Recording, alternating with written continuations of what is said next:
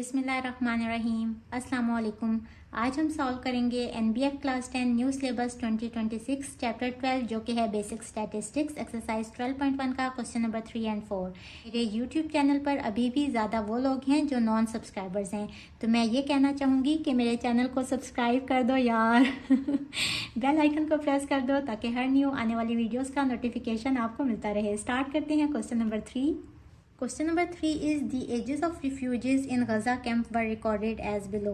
जैसा कि हम सब जानते हैं कि गज़ा में जंग वाला माहौल है, तो उन लोगों के लिए गज़ा कैंप लगाए गए जो लोग जिनके घर तबाह हो गए या जो लोग वैसे ही जान बचा के गज़ा कैंप में आ गए और यहाँ आके पनाह ली, तो उनको कहेंगे रिफ्यूजीज।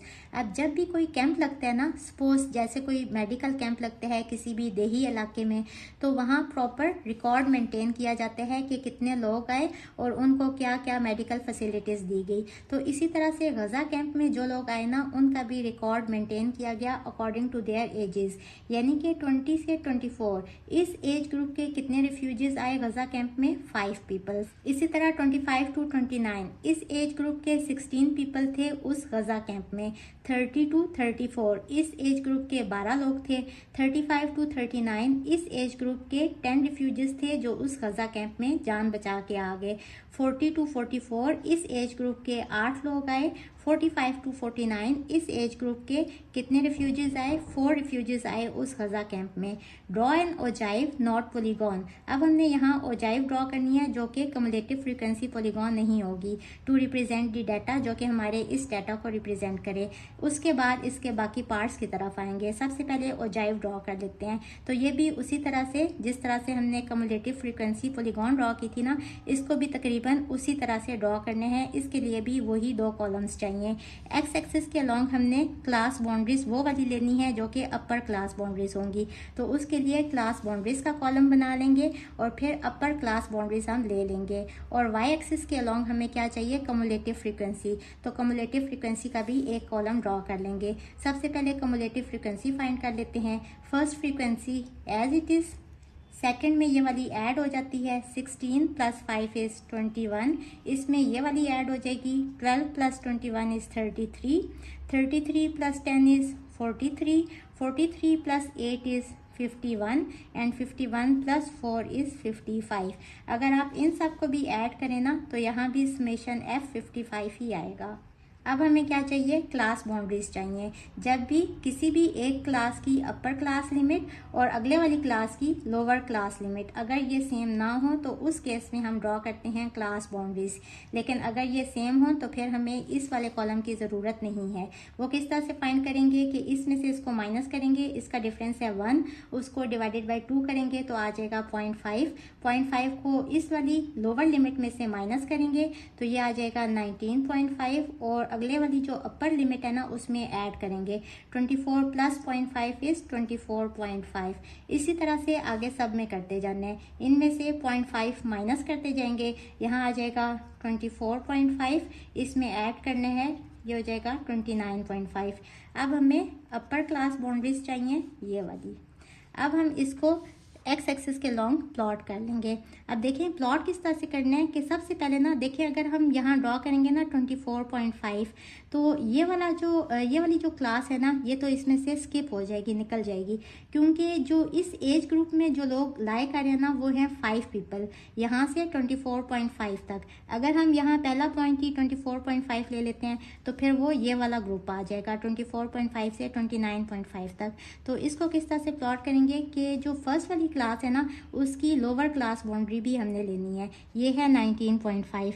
तो 0.5 के डिफरेंस से ना 5 बॉक्सेस के बाद फर्स्ट वैल्यू ले लें 19.5 और सेकंड ले लें 24.5। इसके बाद से ना अपर क्लास बाउंड्रीज हमने लेनी है। फिर है 29.5 5 बॉक्सेस के बाद, फिर है 34.5, फिर है 39.5, फिर है 44.5 और फिर है 49.5। 5 बॉक्सेस के बाद 49.5। अब हमने वाई एक्सिस के लॉन्ग क्या ड्रॉ करने हैं? Cumulative frequency. ये है 5 से लेके 55 तक। तो हम क्या करेंगे कि देखें हमें 60 तक वैल्यूज़ चाहिए, तो हम 5 बॉक्सेस को ना 10 कंसीडर करते हैं ताकि यहाँ इस ग्राफ पेपर के ऊपर हमारी वैल्यूज़ इजीली आ जाएं। यहाँ है 10, इसको कहने 20, इस पॉइंट को 30, इसको 40, इसको 50 और इसको 60 कह रहे हैं। अगर आपने स्केल लिखना है ना कि 5 बॉक्सेस जो हैं ये 10 पीपल को रिप्रेजेंट कर रहे हैं, तो इट मीन्स कि 1 बॉक्स जो है ये 2 नंबर ऑफ रिफ्यूजीज को रिप्रेजेंट कर रहा है। यानी कि यहाँ से यहाँ तक 2 है, फिर 4, फिर 6, फिर 8 और फिर 10। और इसी तरह से देखें यहाँ से यहाँ तक हमने देखना है ये कितना डिफरेंस है, 19.5 से 24.5 तक, ये 5 का डिफरेंस है। यानी कि जो 1 बॉक्स है ना वो 1 ईयर को रिप्रेजेंट कर रहा है। तो यहाँ आप स्केल भी लिख सकते हैं। फर्स्ट वैल्यू है 5 और इसके अगेंस्ट है 24.5 जो कि यहाँ आएगा। तो यहाँ 19.5 को ना 0 के ऊपर ही इस तरह से प्लॉट कर देंगे। तो यहाँ से यहाँ तक बेसिकली हमारे पास वैल्यूज़ नहीं है, इसको ना हम इस तरह से यहाँ यूं लाइंस लगा देंगे, ठीक है। यानी 19.5 इस एज से कम बच्चे जो है ना ये इस गज़ा कैंप में नहीं आए हैं, तो इनको स्किप करने के लिए ना हमने इस तरह से लाइन लगा दी है। अब हमारी जो वैल्यू स्टार्ट हो रही है ना असल में वो स्टार्ट हो रही है 24.5 से। 19.5 से 24.5 कितने लोग हैं इस एज ग्रुप में, 5। हमने कम्युलेटिव फ्रिक्वेंसी वाले टेबल को देखना है, तो इसके अलॉन्ग हमने प्लॉट करना है 5। अब यहाँ तक है 2, यहाँ तक है 4 और यहाँ है 6। तो 4 और 6 का हाफ ये वाला पॉइंट होगा 5। इसके बाद है 21 और इसके अलॉन्ग 29.5, यहाँ है 20 और यहाँ है 22, तो 21 इसका हाफ होगा। 33 और 34.5, 34.5 पे 33, यहाँ तक है 30, यहाँ तक है 32 और यहाँ है 34, तो 32 और 34 का हाफ ये वाला पॉइंट होगा। इसके बाद है 43 और 39.5, 39.5 यहाँ तक है 40। अब 43 चाहिए ना, यहाँ 42 और यहाँ 44, तो 42 और 44 के मिड वाली पॉइंट। इसके बाद है 44.5 पे 51 पीपल हमने ड्रॉ करने हैं। यहाँ है 50 और यहाँ है 52, तो इन दोनों का हाफ होगा 51 ये वाला पॉइंट।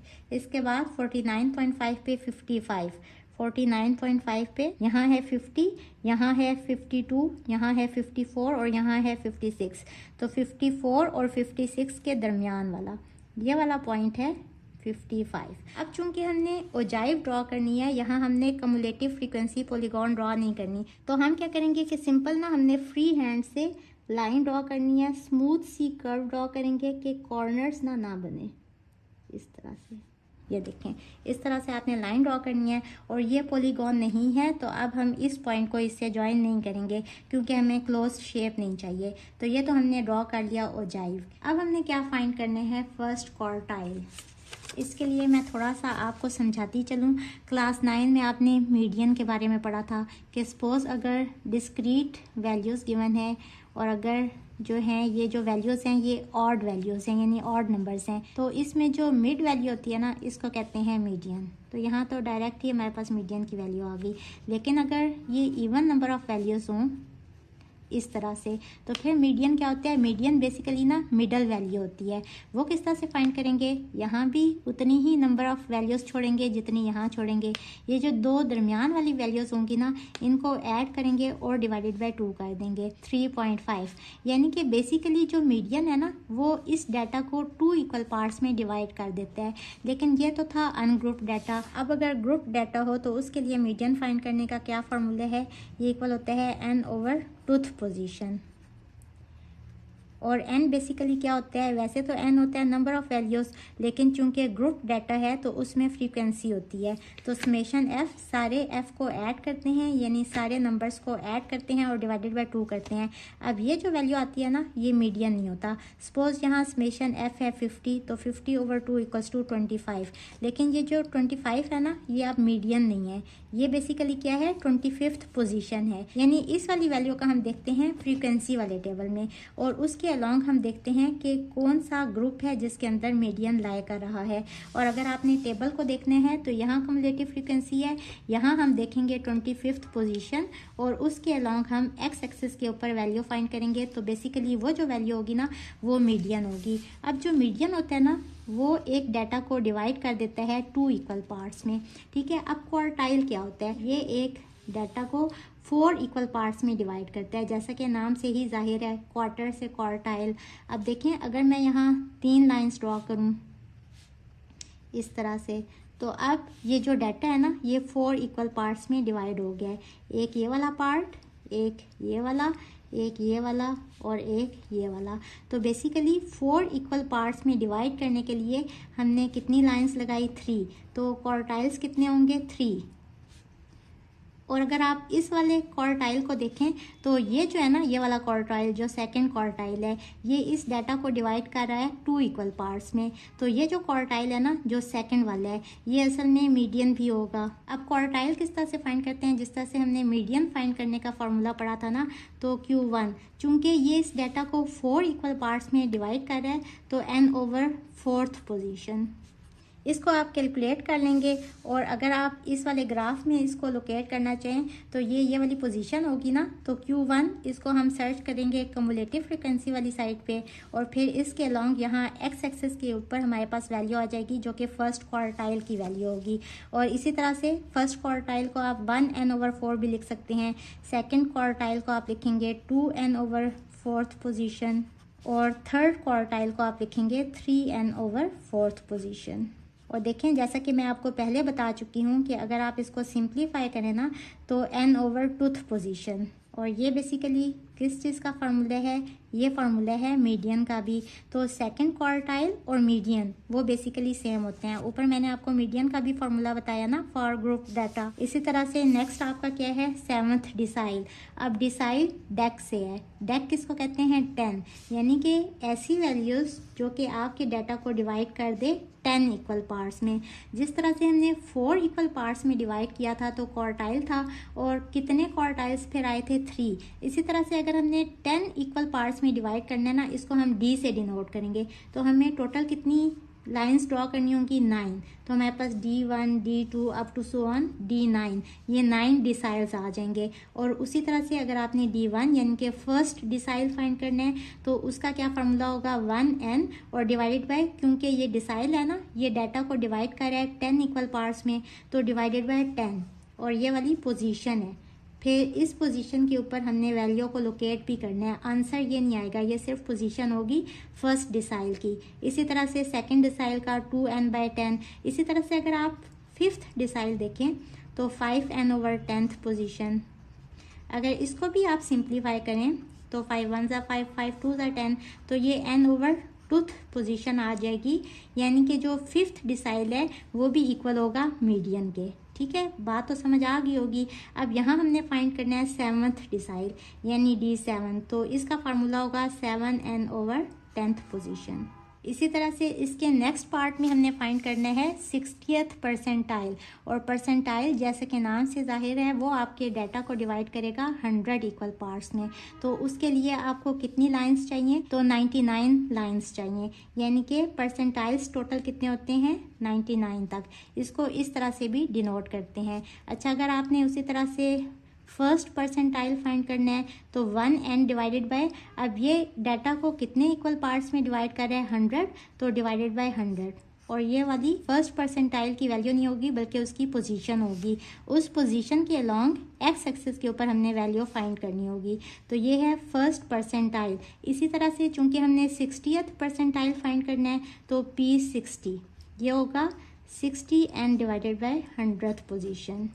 तो अब इसको कर लेते हैं सॉल्व।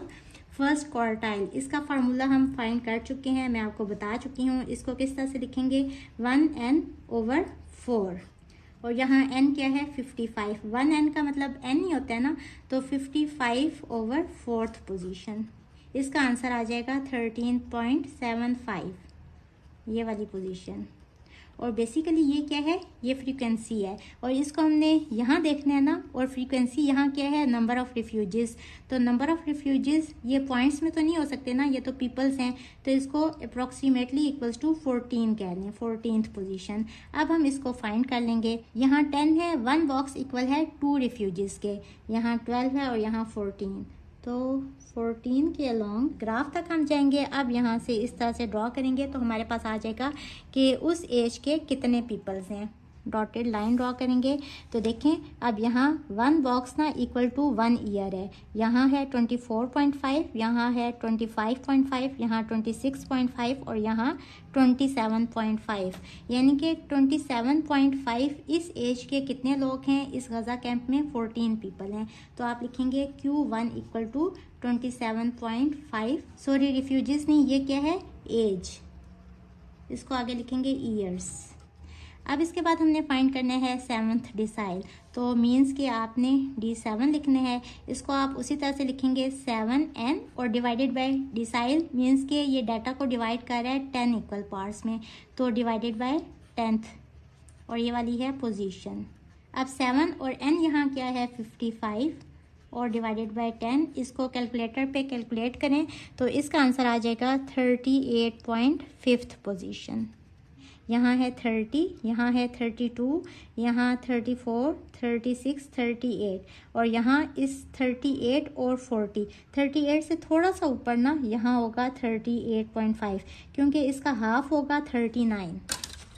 तो हम इस लाइन से ना थोड़ा सा ऊपर इस तरह से लाइन ड्रॉ करेंगे, इस तरह से ड्रॉ कर लेंगे और इसके बाद इस लाइन को हमने, इस पॉइंट को हमने ज्वाइन कर लेना है यहाँ एक्स एक्सिस पे। अब देखें यहाँ है 34.5, यहाँ 35.5, 36.5 और ये वाला पॉइंट है 37.5। तो आप लिखेंगे D7 इक्वल्स टू 37.5 और आगे लिखेंगे years. Question number 4 is scores of a हिफ्ज़ Quran test were recorded into the following distribution। ये जो टेबल गिवन है इसमें ये स्कोर्स हैं बच्चों ने जो हासिल किए और फ्रीक्वेंसी जो है ये नंबर ऑफ स्टूडेंट्स हैं, यानी कि 3 बच्चे ऐसे हैं जिनके मार्क्स आए 41 से 50 के बीच में। इसी तरह से 17 बच्चे ऐसे हैं जिनके हिफ्ज़ कुरान टेस्ट में मार्क्स आए 51 से 60 के बीच में। 20 स्टूडेंट्स के मार्क्स आए 61 से 70 के बीच में। इसी तरह से ये टेबल गिवन है। Draw cumulative frequency table. अब हमने कम्युलेटिव फ्रीक्वेंसी वाला कॉलम ड्रॉ करना है एंड कम्युलेटिव फ्रीक्वेंसी कर्व, और कम्युलेटिव फ्रीक्वेंसी कर्व जिसको ओजाइव भी कहते हैं वो यहाँ हम ड्रॉ कर देंगे। और हमें पता है कि ओजाइव के लिए हमें एक्स एक्सिस के अलोंग क्लास बाउंड्रीज चाहिए, अपर क्लास बाउंड्रीज, तो उसके लिए हम क्लास बाउंड्रीज का भी कॉलम बनाएंगे। और वाई एक्सिस के अलोंग हमें कम्युलेटिव फ्रीक्वेंसी वाला कॉलम चाहिए, तो ये तो हमने ऑलरेडी ड्रॉ करने हैं और उसके बाद हमने इन क्वेश्चंस के आंसर्स देने हैं। तो ओजाइव ड्रॉ करने के लिए सबसे पहले क्लास बाउंड्रीज ड्रॉ कर लेते हैं। हमें पता है कि जब किसी भी क्लास की अपर लिमिट और अगले वाली क्लास की लोअर लिमिट जब वो सेम ना हो तो उस केस में हम ड्रॉ करते हैं क्लास बाउंड्रीज। वो किस तरह से करते हैं कि इसमें से इसको माइनस करते हैं या इसमें से इसको या इसमें से इसको। कोई भी क्लास लेनी है, सपोज अगर आप ये वाली क्लास ले रहे हैं तो इसकी लोअर लिमिट और इससे पिछली वाली क्लास की अपर लिमिट, इसको इसमें से माइनस करेंगे। हर तरह से माइनस करने से आंसर 1 ही आएगा। उसको डिवाइडेड बाई 2 करेंगे तो आंसर आएगा 0.5। इस 0.5 को लोअर लिमिट में से माइनस करेंगे। 41 माइनस 0.5 इज 40.5 और अपर लिमिट में ऐड करते जाएंगे तो 50.5 आ जाएगा। इस तरह से हमारे पास क्लास बाउंड्रीज आती जाएंगी। ये हो जाएगा 50.5, यहाँ आ जाएगा 60.5। ये हमने क्या किया है कि लोअर लिमिट्स में से 0.5 को माइनस करते गए हैं तो हमारे पास ये वाली वैल्यूज आती गई हैं और अपर लिमिट में 0.5 ऐड करते गए हैं तो हमारे पास ये वाली लिमिट्स आ गई हैं। अब हमें सिर्फ चाहिए अपर क्लास बाउंड्रीज, यानी कि ये वाली वैल्यूज हमें चाहिए। इनको हम यहाँ लोकेट करेंगे। इससे पहले हम कम्युलेटिव फ्रीक्वेंसी ड्रॉ कर लेते हैं। सबसे पहले फ्रीक्वेंसी एज इट इज़ और उसके बाद इसमें ये वाली ऐड होगी। 17 + 3 इज़ 20, इसमें इससे नेक्स्ट वाली ऐड होगी। 20 + 20 is 40, 40 + 30 is 70, 70 + 18 is 88 and 88 + 2 is 90। अगर आप इन सब को ऐड करें तो समेशन FB इक्वल आएगा 90 के, जो यहाँ कम्युलेटिव फ्रीक्वेंसी की लास्ट वाली वैल्यू होगी। ये और ये वैल्यू इक्वल आनी चाहिए। अब हम इसको प्लॉट कर लेंगे। हमें चाहिए upper class boundaries along x axis, तो उसके लिए सबसे पहली क्लास की ना लोअर क्लास बाउंड्री हम सबसे पहले यहाँ ड्रॉ करेंगे। 40.5 लोकेट करेंगे। फिर इसके बाद सारी हमने अपर बाउंड्रीज लेनी है। फिर 50.5 के बाद 60.5, ये पॉइंट 70.5, देन 80.5, 90.5 एंड 100.5। इसके बाद कम्युलेटिव फ्रीक्वेंसी में देखें हमें सबसे हाईएस्ट वैल्यू चाहिए 90, तो हम यहाँ भी 5 बॉक्सेस को इक्वल टू 10 लेंगे ताकि जो है हमारी वैल्यूज़ वो इस ग्राफ के ऊपर प्लॉट हो जाएं। 90। जब भी हमने स्केल लेना होता है ना तो हम क्या देखते हैं कि देखें यहाँ से यहाँ तक देखने हैं, 40.5 से 50.5 कितना डिफरेंस है 10 का, और बॉक्सेस कितने हैं, 5 बॉक्सेस हैं। मींस कि एक बॉक्स जो है ना वो 2 वैल्यूज को रिप्रेजेंट कर रहा है, और 2 यहाँ क्या है, स्कोर्स। 1 बॉक्स इक्वल है 2 स्कोर्स के। इसी तरह से यहाँ भी देखें, यहाँ से यहाँ तक हमने 10 रीडिंग ली है और बॉक्स कितने हैं, 5, यानी कि यहाँ भी जो एक बॉक्स है ना ये 2 को रिप्रेजेंट कर रहा है, और 2 यहाँ क्या है, नंबर ऑफ बॉयज़। तो वाई एक्सिस के अलॉन्ग 1 बॉक्स इक्वल है 2 बॉयज़ के। इसके बाद हम वैल्यूज़ को लोकेट कर लेंगे। सबसे पहले हमने 40.5 के ऊपर इस तरह से 0 पे मार्क कर देना है, और चूंकि यहाँ से यहाँ तक हमारे पास ये वाली क्लास नहीं है तो हम यहाँ इस तरह से लाइन लगा देंगे। इसके बाद 50.5 पे 3 हमने मार्क करना है। यहाँ से यहाँ तक 2 है और यहाँ तक 4 है, तो इसका हाफ यहाँ होगा 3। इसके बाद 60.5 पे 20, यहाँ 10 है और यहाँ 20 है। इसके बाद 70.5 पे 40, ये वाला पॉइंट होगा।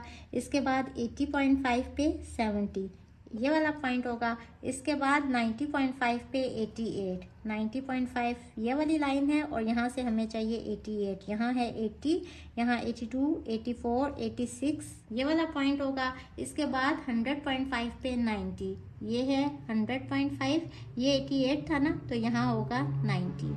अब इनको हम ड्रॉ कर लेंगे, और चूंकि यहाँ हमने ओजाइव ड्रॉ करनी है तो यहाँ हम हाथ से ही इस तरह से ड्रॉ करेंगे कि यहाँ कॉर्नर्स ना बने। ये तो हमने ओजाइव ड्रॉ कर लिया। इसके बाद हम क्वेश्चंस के आंसर्स देते हैं।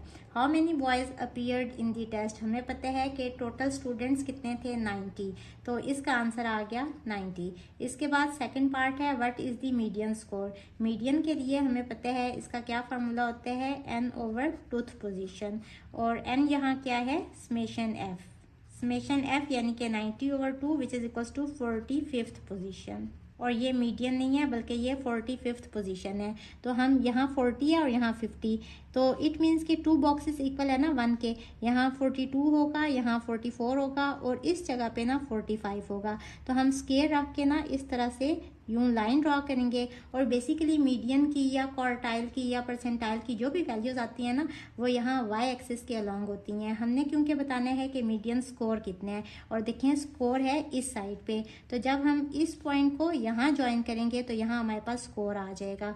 सबसे पहले स्केल लेके ये वाली लाइन ड्रॉ कर लेते हैं इस तरह से, और इसके बाद इस लाइन को यहाँ इस तरह से ज्वाइन कर लेंगे। अब यहाँ 70.5 है, यहाँ 80.5 है, और हमने एक्स एक्सिस के लॉन्ग भी 1 बॉक्स को इक्वल लिया है 2 स्कोर्स के।